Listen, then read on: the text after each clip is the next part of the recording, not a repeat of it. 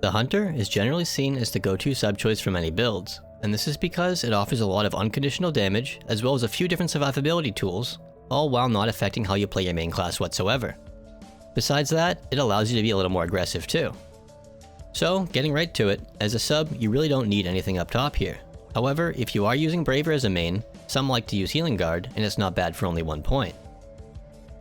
Moving on, the extra damage multipliers you will get access to with Hunter come from the perfect attack bonuses in Fury Stance. Taking Critical Fury is up to you depending on your main class. But in general, Bouncers, Bravers, Fighters, and Gunners would use this. From here on, this is where you get to decide which quality of life skills you would like to take. As there are only 89 skill points available right now to us in the North American version, we have to be a little conservative.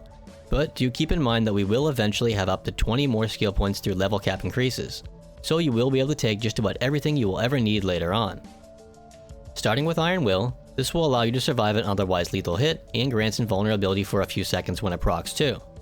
At max, this has a 75% chance of activating and lasts for 5 seconds. Stalwart Spirit below it then makes it so you can get a damage buff when Iron Will procs, and also increases the invulnerability window too. Even if you choose to max something else instead of these, I often suggest to put at least 1 point into Iron Will, as that will still give you a 30% chance to avoid a lethal hit. Others might also suggest to put in 2 points into Iron Will and 1 into Stalwart for the buff and extended invulnerability window, but that's all up to you. Next we have Automate Halfline, which will automatically pop a mate item instantly without any animation when your health drops below 50%. There is also no cooldown for this either, but you will need 3 points into Guard Stance to unlock it.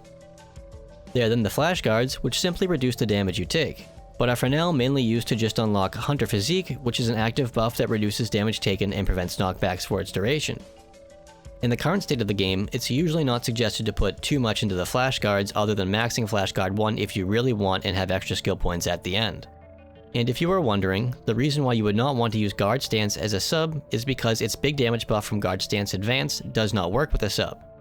However, Automate, the Flash Guards, and Massive Hunter will all still work while in Fury Stance. And that's all there really is to using Hunter as a sub. Just use what you think would fit your playstyle the best for now, and remember to get all of your 14 client order skill points from Oza in the gate area. I will be leaving a bunch of general builds using Hunter as a sub in the description, but when it comes to this, it's really down to personal preference. And with that, take care.